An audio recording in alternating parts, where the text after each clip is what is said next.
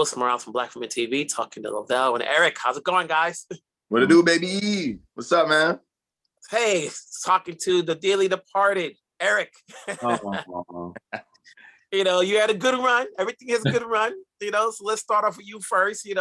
Talk to me about the excitement about being on the show, playing a part of Gordo, and knowing the assignment. Yeah, this was an absolute blast, honor. I felt lucky. I felt right. It was an incredible experience. I think the character of Gordo and myself, we have a lot in common, and then a lot of differences that were really fun to kind of dive into and play.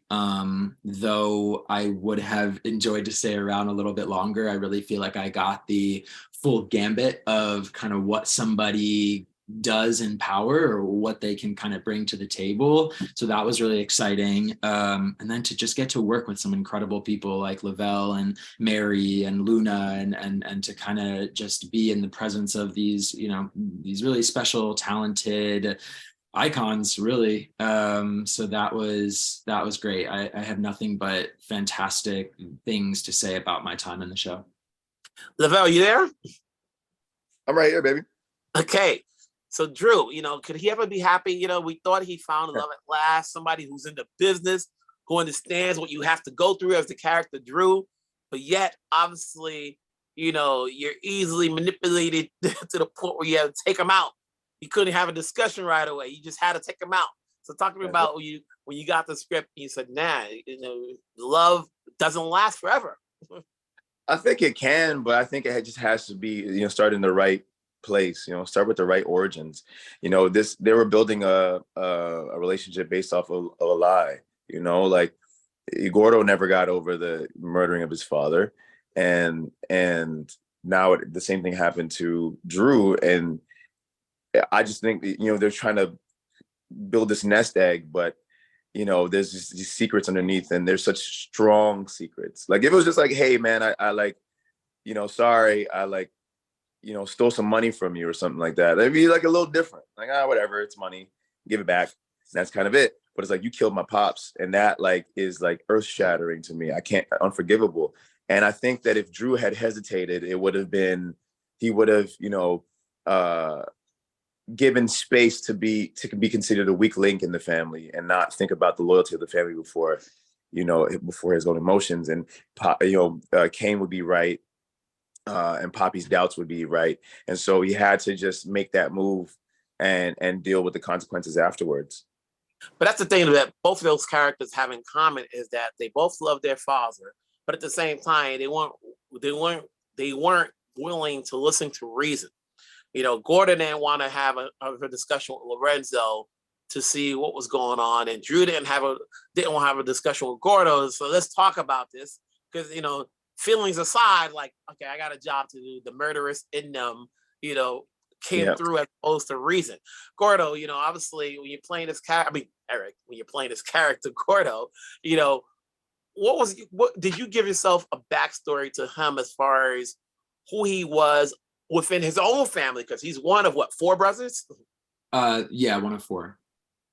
But of the 4 of them, was he the most headstrong, or do we have yet more to see? Yeah, definitely. I think of the 4, Gordo had kind of taken the place as the leader. And I think mainly, through being bold, but also, being smart as well. So yeah, I definitely, I think he was kind of the leader in that, and the go-to for the operation, but also, runs as the Castillo brothers run as a unit. So though they might take my lead, you see it in the beginning episode where I talk about like majority ruling and not everybody being in favor of a certain vote, but you see that operating as a unit is more important than, I think, an every man for himself kind of field within the family. Mm-hmm. And Lovell, obviously, we don't know who's going to be the head of the family. There's always that battle between whether it's Monet, whether it's Kane, whether it's you. Each one always has to step up. Where do you see Drew at this point in time? In terms of his father's gone, and he's still battling with Kane as far as getting the approval. So who can really run it? Do you see Drew at a point where he runs the show and Kane just listens, as the number two? In an ideal world, from Lovell's perspective, it's Kane runs the business, but has to listen to the council. Has to listen to the family. Take the advice of Monet and Drew and Diana and understand the perspectives in order to be a good leader. Because Drew's not in a position right now to lead anything.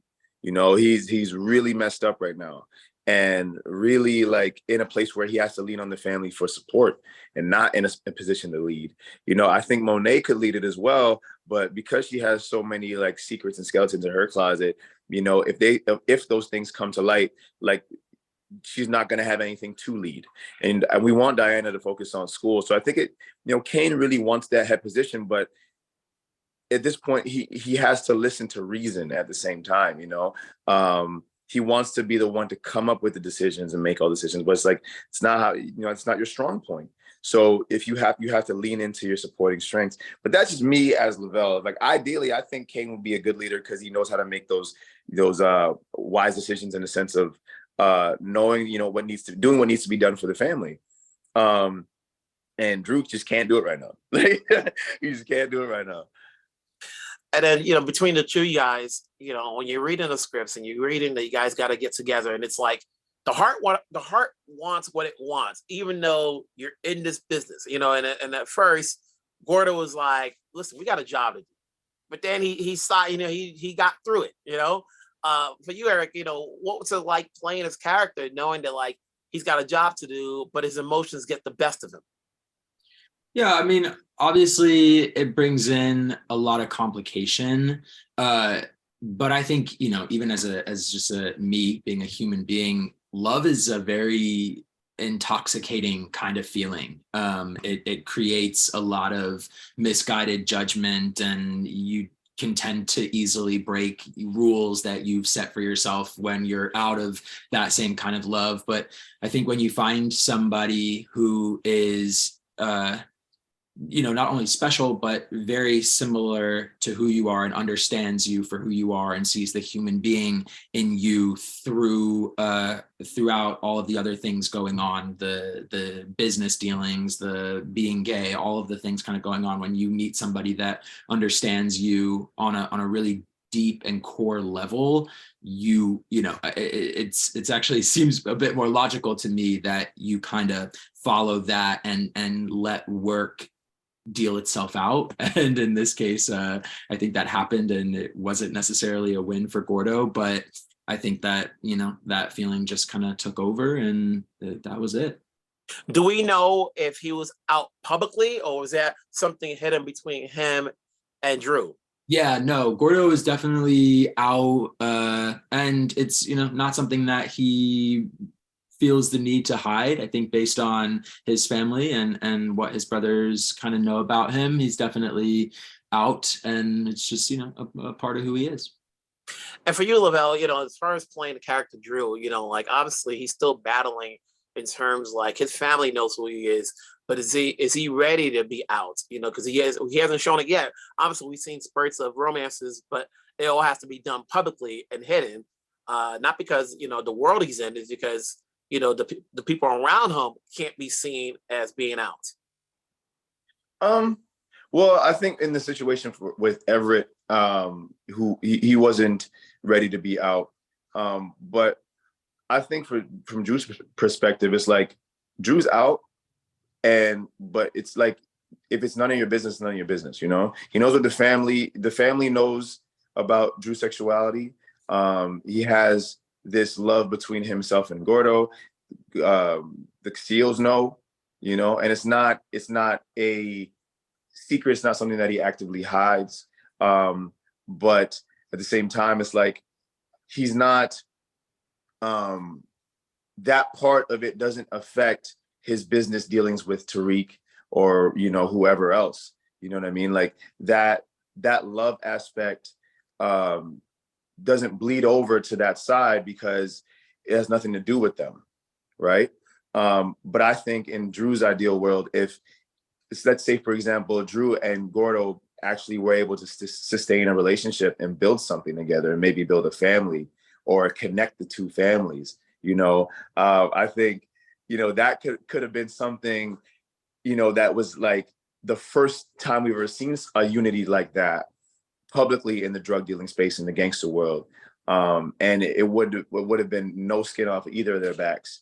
But I think like, it's just, Drew is making sure that like it's family first, and his heart wants what it wants, and he'll lean on the relationship between himself and Gordo, or had what they had. But at the same time, it's like, it's the business, right? It's the business that kind of gets in the way of what his love and what he can really see for himself and his potential.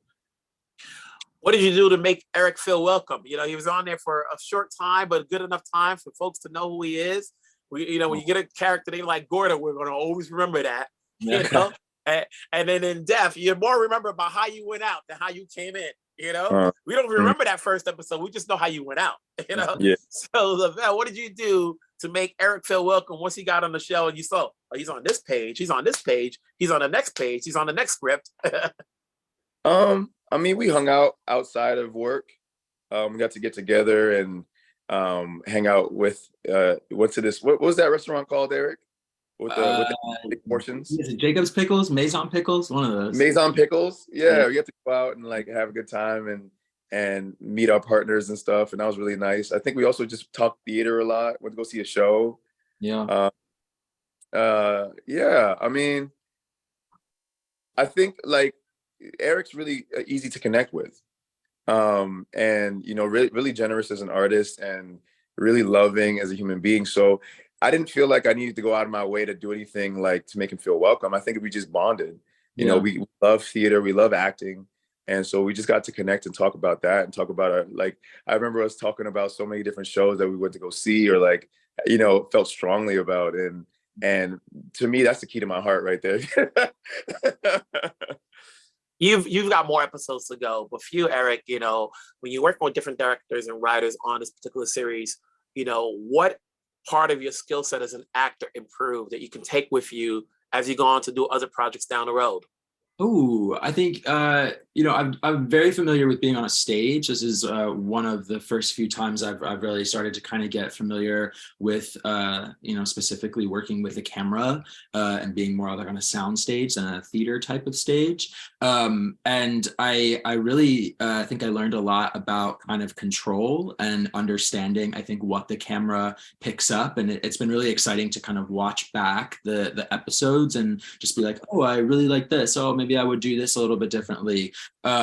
Though acting is pretty universal, I think that as far as being on stage, being on TV, they are two different mediums. So I think really kind of harnessing that control for the camera and understanding what it's seeing and what you have to do to convey the message that you want to have put across, I think was definitely a skill that I've started to develop during my time in Ghost. And I'm really looking forward to continuing advancing this type of work and seeing the improvements and whatever's next for me.